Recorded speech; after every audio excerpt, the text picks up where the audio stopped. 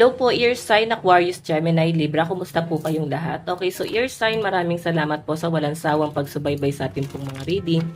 And kung ikaw ay bago pa lang sa ating channel, mag-subscribe na po kayo. And i-click mo na rin yung ating notification bell para lagi kang updated sa ating mga bagong upload, okay? So yun guys, sa mga interesado po sa ating private reading, iiwan ko na lang po yung link ng aking Facebook sa ating pong description box below. Ayan, para hindi na kayo guys magduda sa aking Facebook, i-click nyo na lang po yung link dyan.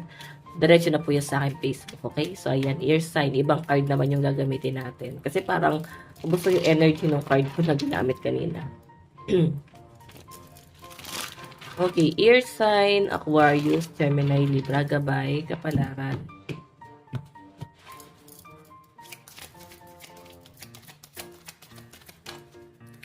Ear sign.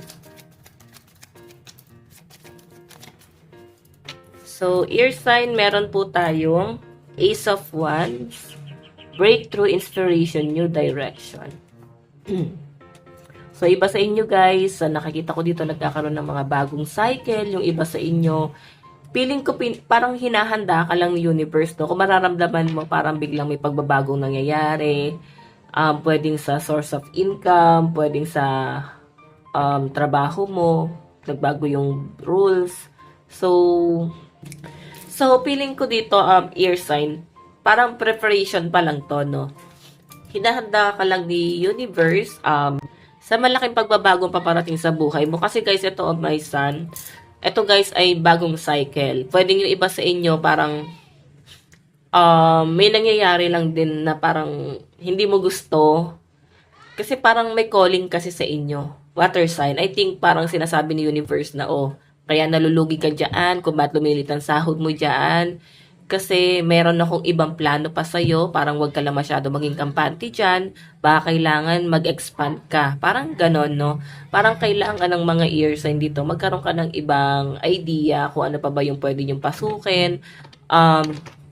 Wag lang kayo guys, dumepende sa kung ano man yung source of income mo ngayon. Okay, kailangan daw guys magkaroon ka ng expansion dito kasi yung sinabi dito, breakthrough, inspiration, and new direction. Ibig sabihin, kailangan may pagbabago ka rin na ginagawa. Okay, tignan pa natin.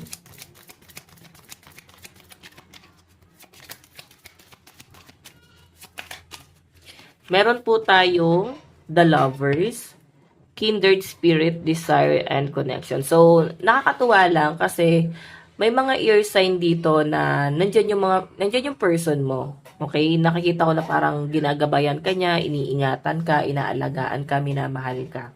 Iba sa inyo guys, pwedeng kampante ka na parang, okay lang, meron naman akong partner dito na okay naman yung source of income niya. Pwedeng ganun kasi hindi siya guys ginagawang perfecto. Okay? Tignan pa natin.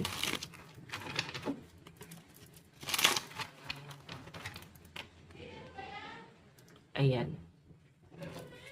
So, yung iba sa inyo guys na single dito, siguro may bagong paparating. Nandiyan yung lovers. So, may new person na paparating sa inyo. Okay? Or pwedeng may nag-iisip sa inyo dito guys na past person. Hindi mo na masyadong iniisip to kasi nga nakapokus ka na sa bagong cycle ng buhay mo. Nakapokus ka na sa bagong paparating, magandang paparating, sa achievement, sa goal, sa stability. Ito yung mas pinagtutuunan mo ng pansin. Itong past person na to, pwedeng guguluhin niya lang yung isip mo. Okay? So, gawin nyo guys na maayos yung sarili mo. Ayan, maging maayos ka. Siguro dinala ka na rin ni universe sa maayos na sitwasyon. Okay, tignan pa natin.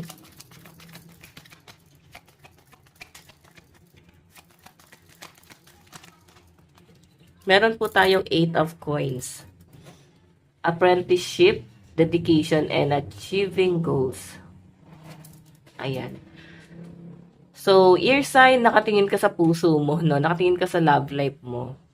Sinasabi dito guys, kaya medyo hindi ka nagiging maayos, pwedeng nahihirapan ka magtrabaho, baka nga may sakit sa puso, or pwedeng hika, or pwedeng mabilis kayo guys mapagod, nahapo.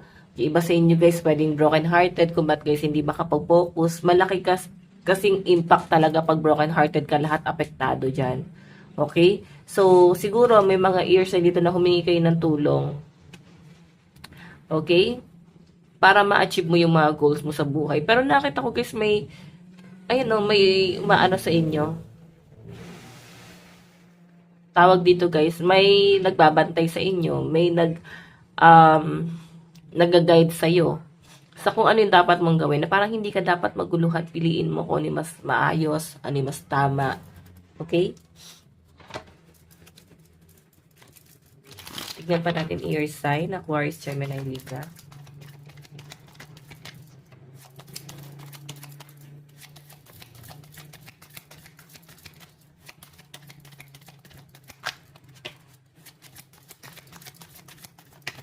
Okay.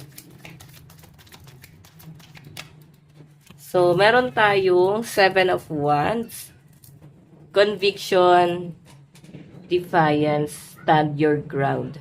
Okay, so nakikita ko guys na medyo pinaprotektahan ka ng person mo, masyado kang iniingatan, guarded, no? Yan ang nakikita ko. I think masyado niyang binabakuran, masyado kang binabakuran itong taong to. And, ayan, sa mga may love life lang to guys ha, sa mga single naman guys, ay may bago daw po na paparating. Pero sa mga in relationship guys, ay nakikita ko dito oh. Medyo mahigpit yung person mo. Masyadong tamang duda to, ear sign. Meron tayong Knight of Cups, Nine of Cups, dreams come true, satisfaction and abundance. Diba? Sabi ko sa inyo eh. Paparating na ang malaking blessing para sa inyo. Nine of Cups is wish card. Meron kang kahilingan and I think ito yung desire mo, ito yung gusto mo mangyari and ibibigay sa inyo ng universe yan guys. Ngayon, hinahanda ka pa lang ni universe sa malaking pagbabagong paparating sa buhay mo. And I think kung may paghihirap kayo sa pera, hindi talaga maganda yung nakakita ko pagdating sa kaperahan ng mga ear sign. And kung bakit ganyan ang nangyayari, siguro dahil nga nako-course din kayo, may mga inggit. So, kagaya na sabi ko sa fire sign guys, gumamit kayo ng cleanse. Ay mag-cleanse kayo or mag-cord cutting kayo. Okay? Para maiwasan yung inggit na hindi nyo guys ma-absorb or hindi, kung ano man yung hinihiling nila para sa inyo na mangyari sa inyo na masama is hindi kayo guys tatablan. Gumamit din kayo guys ng mga protection. Ayan, ano ba yung mga protection? Ayan, gumamit kayo ng mga ganitong crystal or pwede guys, evil eye, kung ano man sa tingin nyo guys. So, marami yan sa Shopee, may nagbebenta na rin TikTok, online. So, ayan, baka bigla naman tayo sponsoran ng Shopee at saka TikTok. Baka naman guys. Ayan.